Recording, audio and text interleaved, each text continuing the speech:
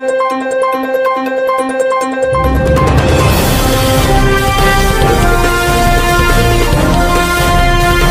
देख रहे हैं इंडिया का नंबर 1 न्यूज चैनल सीधे बोल, खबर आपकी परवाह देश। हम सबके जीवन का दुर्भाग्य है कि हमने अपनी आत्मा के द्वार बंद कर रखे हैं और जगत की खिड़की खोल दी है, जिससे लालच आ रहा है, कामना आ रही है। जिस तरह से राम कथा के प्रखर वक्ता होने के बाद भी महाराज जी का घर देख लीजिए और हम सबके घर देख लीजिए और राम कथा सुनने वालों के घर देख लीजिए, इससे पता चलता है कि साधना और साधने का फर्क साफ नजर आएगा। ये काव्य वाक्य कुमार विश्वास ने पचोकरा में हो रहे राजेश रामायणी के जन्म उत्सव पर सम्मानित मंच से कहे।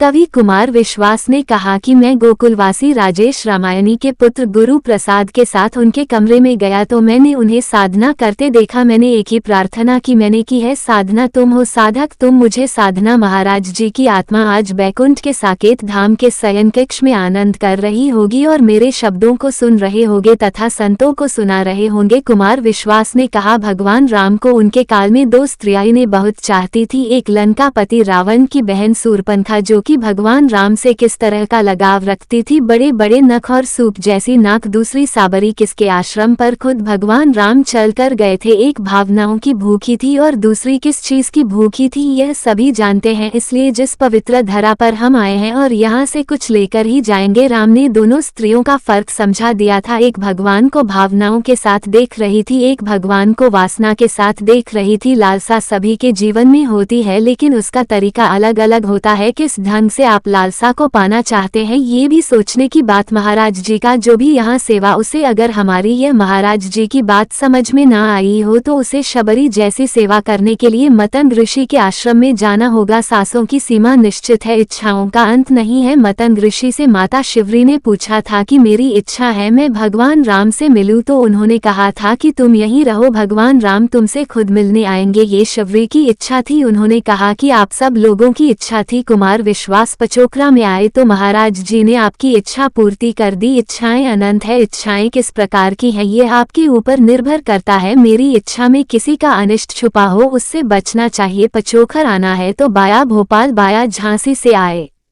सीधे बोल के लिए डी पांचाल की रिपोर्ट। सुमधुर वक्ता उनको देकर के पुरस्कार भी जहां पुरस्कृत हो जाता है, ऐसे डॉक्टर साहब को हम बारंबार नमन करते हैं। आदरणीय महंत जी श्री नीरज शर्मा जी का हम स्वागत करें। श्री प्रशांत सोनकिया जी, प्रशांत सिंह भुजबलिया, आप आकर के आप भी कृपया मंच पर आए, आपको छूटा नहीं दिया जाएगा, आप आइए कृपया। हमें तो दिख रहा जय हो।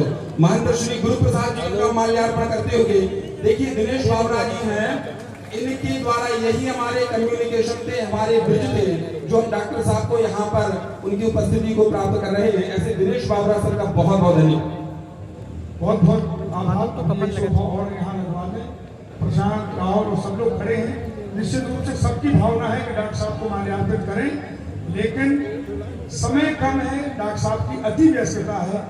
मैं करवत प्रार्थना क्षमा मांगते हुए आप सभी से कि सम्मान हम लोगों ने आपके प्रतिनिधित्व में कर दिया है, अब आप लोग बस आनंद लो।